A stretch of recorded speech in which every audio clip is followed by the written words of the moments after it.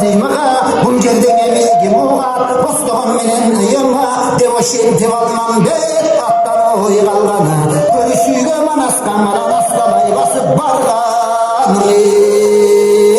Hanımı tanda gep sağlam, ölmek yürü bak doğru. Gördüm çalgandım, kötülmüş köleği çağıran. Götürdüm başka salganım, karıp dolgun kandırımın. Kayga batkan candırımın, tümen turgan törümün. Bunu kimden görümün, bunun tanışım bu sulu. Tahtırın taygan törümün, oyçu tahtırım kimden görüm.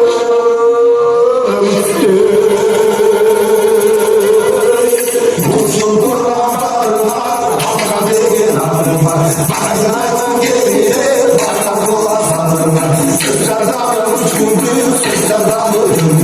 Sevgilerde makal var, acı baba üzülmedim. Anamı gezin buldular, bakmaz yesin dönümse. Anayımsın buldular, karnı belli gelgelde. Akıdan aysan şer geldi, kızlar öyle dönümse. Yanına dolar belki.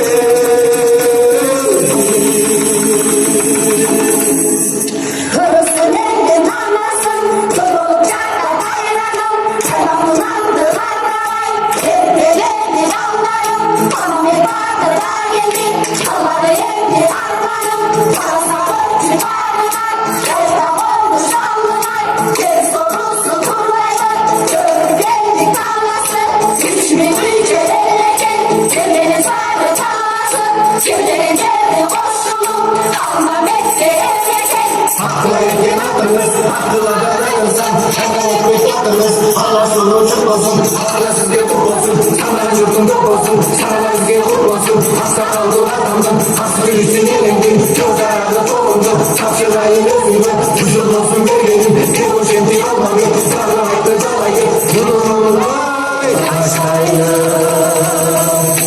Ağlam şarkı bir başlaydı.